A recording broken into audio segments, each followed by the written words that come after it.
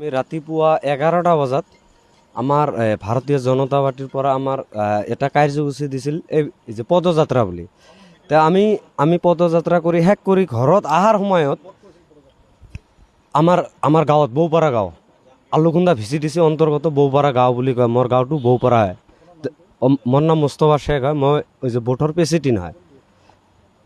মোৰ ভোটৰ হ'ল যে 48 মোৰ ভোট।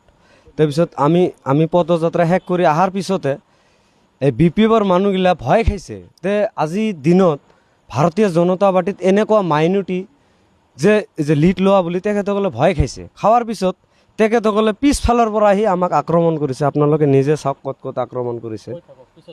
তে পিছত আক্ৰমণ কৰাৰ পিছতো মোৰ ৱাইফ যাই আছিল, 1 মাহ 1 দিন হ'ল বাচ্চা হোৱাতে, তেখেতেও আক্ৰমণ কৰিছে।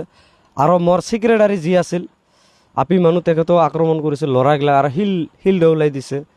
দিয়াৰ পিছত আমিতো বেহুচ, তাতে তেখেতসকলে আহি পূৰা মাৰপিট কৰিল, এইগিলা দি মাৰছে। মাৰাৰ পিছত আমিতো বেহুচ হৈ আমি সেই কাৰণত মই কৈছোঁ উচিত তদন্ত লাগে আৰু উচিত যিটো ন্যায় সেইটো লাগে আমাক।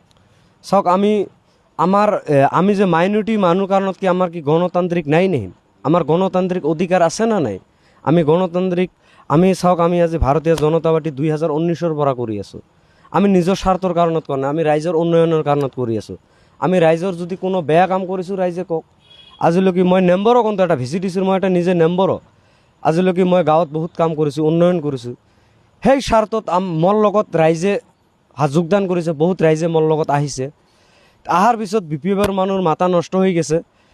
এই যাৱাৰ ভিত্তিতে আমাক এনেকুৱা মাৰধৰ কৰিছে।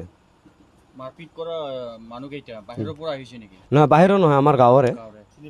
চিনি পাওঁ মই।